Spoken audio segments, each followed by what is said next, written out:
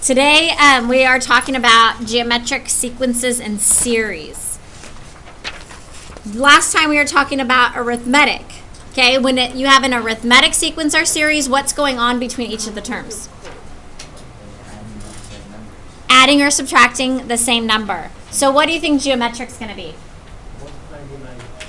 You've got it. Good job. Multiplying or dividing. When you're multiplying or dividing,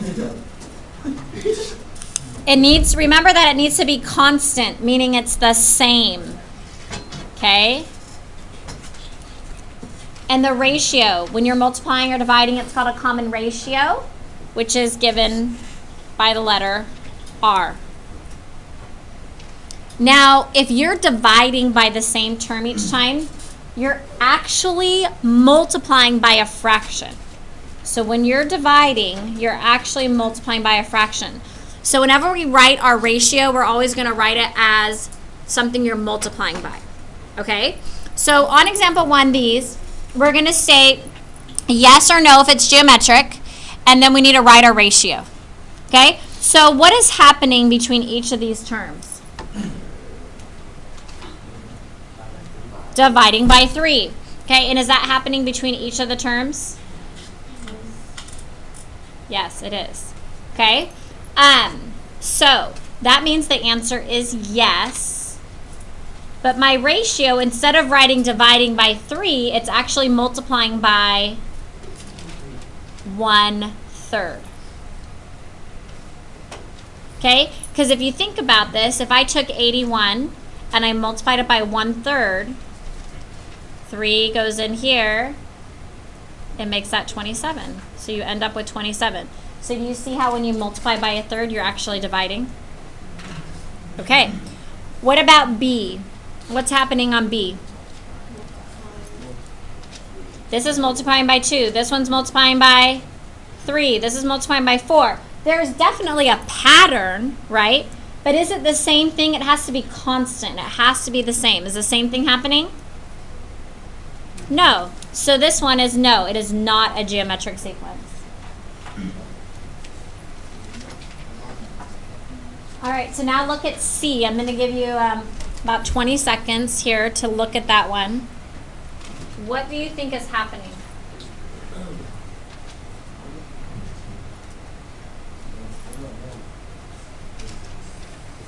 What do you guys think? That's right. Good job, you guys. It is multiplying by -2. And that's how it goes between negative and positive, because -4 times -2 makes a positive 8, but then 8 times -2 makes a -16, and so on. So this one is yes, and my ratio is -2.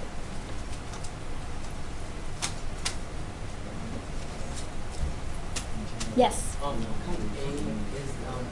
The ratio is 1/3 and C is just over 3. Does anybody know why? Why is A 1/3, but C isn't like 1 over something? Why not?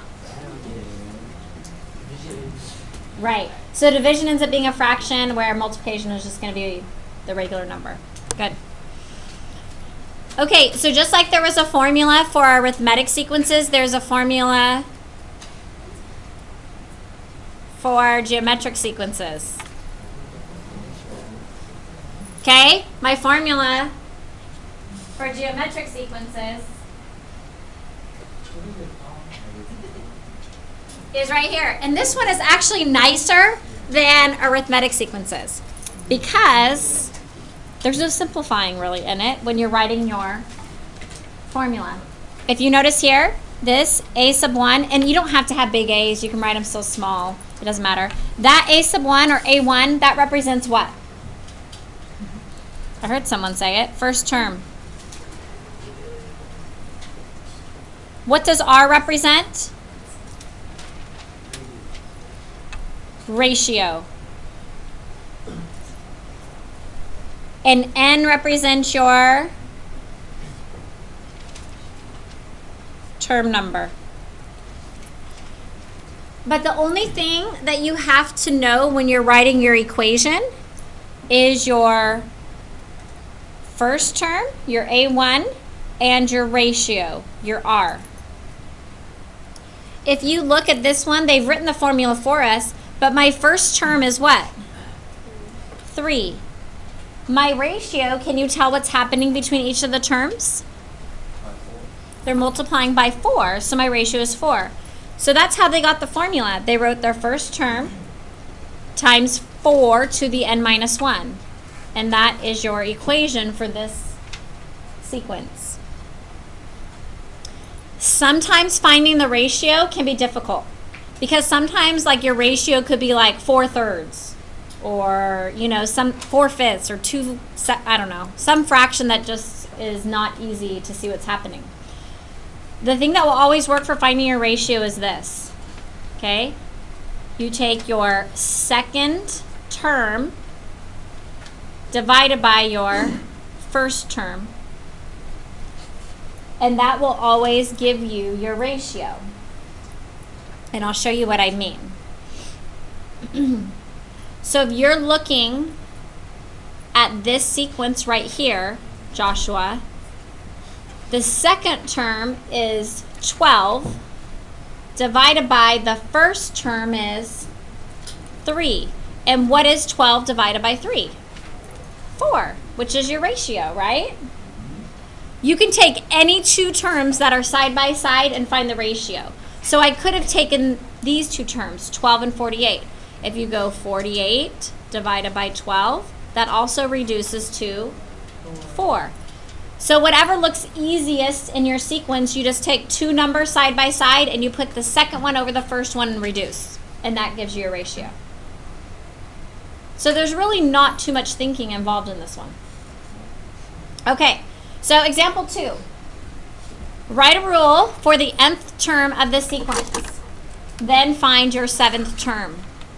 Okay, so what two things do I need to do to write the formula? Your ratio and A1. Good, your A1 and your ratio. What's my A1? 3. What is my ratio? 5. And you could always check your ratio by taking your second term divided by your first term, and 15 divided by 3 equals 5. So my ratio is 5. Okay, and then we're going to write our formula. My formula is AN equals A1 is 3 times R is 5 raised to the n minus 1 power. I'm done. That's my formula. Then I still just need to do the 7th term. So what will I do to find my 7th term? Plug it in. Exactly. So we're going to go 3 times 5 to the 7 minus 1 because they want our 7th term. What is 7 minus 1? 6. So I have 3 times 5 to the 6th power. This is the place where some people mess up.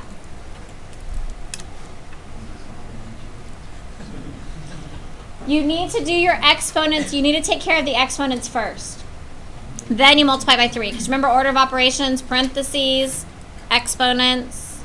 Yes? Okay, so 5 to the 6th power you do first. You can use a calculator if you want to.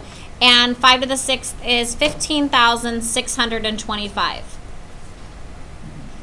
So then we take 3 times 15,625 and we get 46,875. And that is the answer.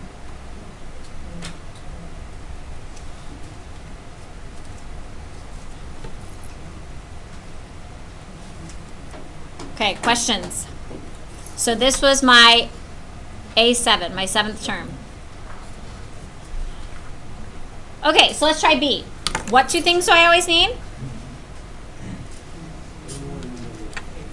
A1 and the ratio. A1 is what? A1 is 19. First term, 152. Okay, my ratio. If you're not sure, I'll see on this one, I would take these end numbers because they're smaller. So if I take, and I go negative 19 divided by 38, I'm just taking these two numbers, second one divided by the first one, that reduces to what?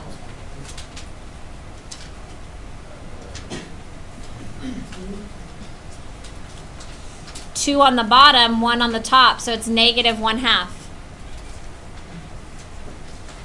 So my ratio then is negative 1/2. So then we make our equation. How will I write my equation? AN equals what? What do I write first?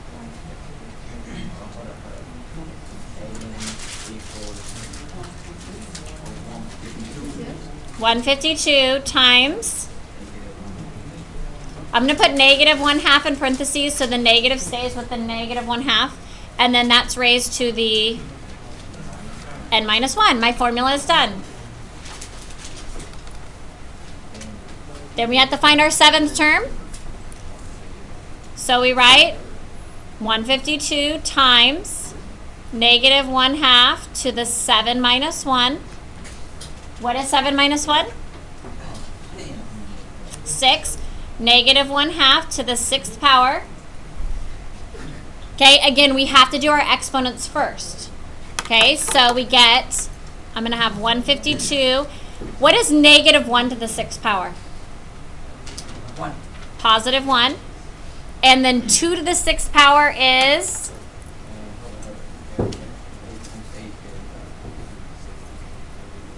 64 is correct. Now, I'd prefer you not to put these in decimals, but you need to reduce them to lowest terms. So, this really ends up being 152 over 64 when you multiply. And then we can reduce. So, what number goes into both 152 and 64? Okay, 2. So, if I divide this by 2, I get 76. And this divided by 2 makes 32. Can I reduce again? Yes. So 76 divided by 2 is 38. And 32 divided by 2 is 16.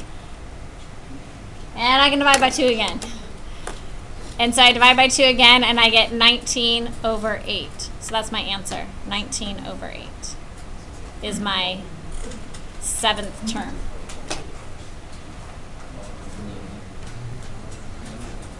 All right, questions?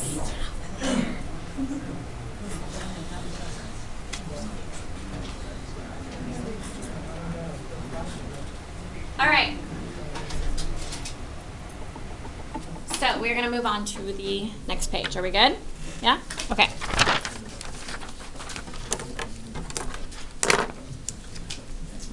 I am not going to have us do this example or this example. You're welcome. Okay. It doesn't end up being on your test, and they are a little bit complicated, and so I decided if you want to see me do them later, I can show you later. But you don't need to know them. No, it's okay. This is good enough. All right. So what 2 things do I need to write my equation? A1 and R. Okay, good. I know that R is 2, but I don't know A1. So remember yesterday when that happened? We used our formula, and our formula is AN equals A1 times R to the n minus 1. So what do you think we're going to do to find what our first term is? What can I do? Plug in the R, and what else? So will I put in a value for AN? We're going to plug in negative 96 equals, my first term is A1, but I don't know that, so I'm just writing A1, times, what's my R? 2. And then what n value is up here? What n should go in here?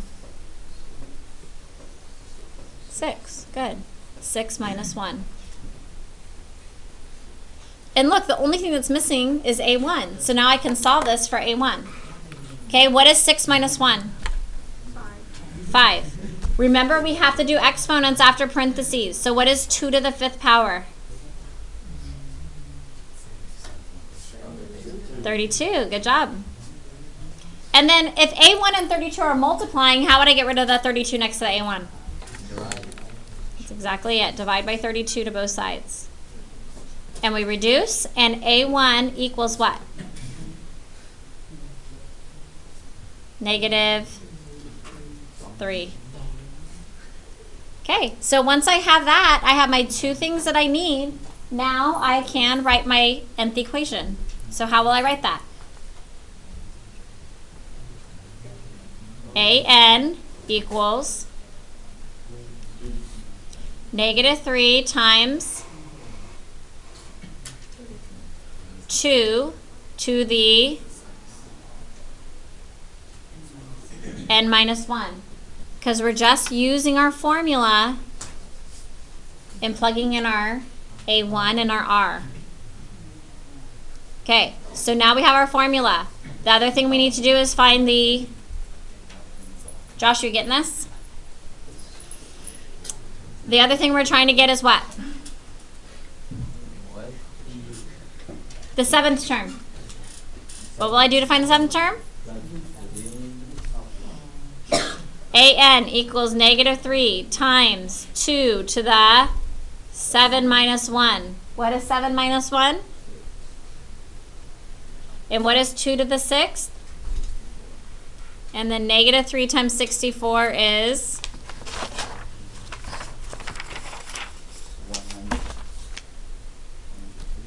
Close. Yeah, negative 192. And then you're done.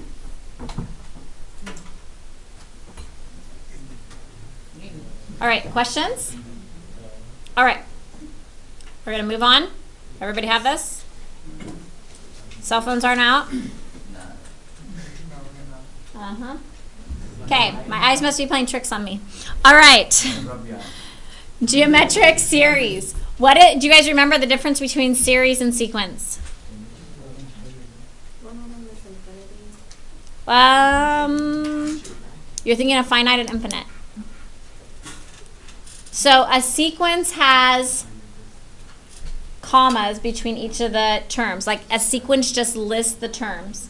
Where a series, what are they doing? Adding them. Very good. Okay. So here is your equation right here for your sum of your geometric series. Notice that the equations that are sums start with S. Where the equations where you're just doing individual terms, it's A, right? Where you're finding the numbers. Okay, what does A1 represent? The first term. What do the R's represent? That's right, ratio. And N represents the, very good, term number. So if you look at this, in order to find the sum, we need our first term, our ratio, and our term number. Oh, which is N. I don't know why I did that. Okay, so the nice thing about geometric series and sequences is that, this right here is already your equation. There's no work to be done. This right here is A1 times R to the n minus 1. So in this one right here where they have it written in this form, what is my A1 value? 6. What is my R value? Negative 2. And then what will my N value be? That's the only one you have to kind of look at. It's going to be 8. Now be careful though, because sometimes it'll change. Because it's like the number of terms. So see how this goes from 1 to 8? The number of terms is 8. If it went from 5 to 8, the number of terms would be 5, 6, 7, 8, 4. Okay? All right. So now we're going to take that information and plug it into our formula. So Sn equals 6 parenthesis 1 minus, and then r is negative 2. So I'm going to put that in parentheses again. Negative 2 to the 8th power. And then close my parenthesis. And then that's divided by 1 minus r, so that's 1 minus a negative 2. So I just use my formula to plug in those values. Now, where students make mistakes is that, remember, you have to do this exponent before I can do the subtraction. So I have to figure out this answer first. Okay? What is, Calvin, negative 2 to the 8th power? I just want you to pay attention. Negative 2 to the 8th power, is that going to be a negative or a positive value? Positive. So I still have this 1 minus, but this is going to become a positive 256. A lot of people want to change these two negatives right here to a positive, but you can't do that until you simplify this. Now down here, there's no exponent to simplify. So these two negatives on the bottom become a positive. And 1 plus 2 makes 3. Then we simplify here. Okay, what is 1 minus 256? Good. And this is over 3. And then I can reduce. 3 goes into 6 2 times. And then we have 2 times negative 255, which is negative 510.